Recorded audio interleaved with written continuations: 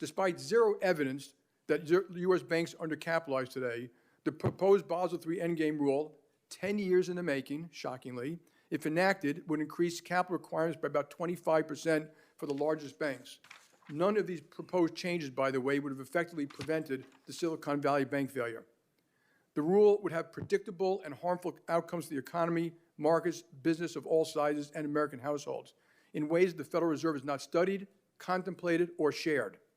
Mortgages and small business loans would be more expensive and harder to access, particularly for low to moderate income borrowers, as costs for originating and securitizing loans rise.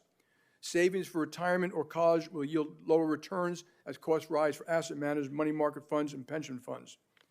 Government infrastructure projects will become more expensive as capital requirements for market activities will more than double, translating to higher costs to build hospitals, bridges, and roads.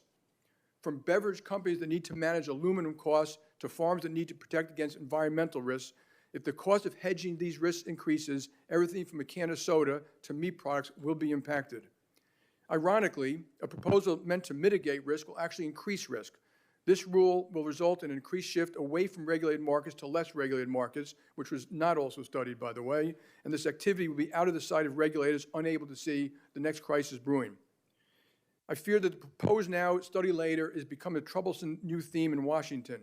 There have been a number of consumer-focused products, caps and late fees or interest rates, cuts to debit interchange, to name a few, where virtually no economic analysis has been performed to determine the individual or collective impact of these rules in consumers, small businesses, lower-income families, markets, or the economy.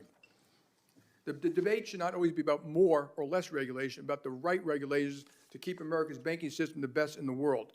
I urge lawmakers and regulators to be thoughtful about the effect of arbitrary and unstudied regulatory proposals and their cumulative impact on the economy. Good regulations and good regulators are critical to maintain the strength of our banking system.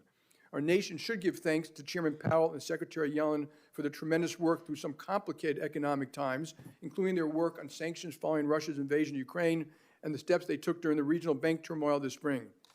These are excellent examples of how regulators working with the industry, collaboratively, sharing information transparently, can protect the financial system and the country.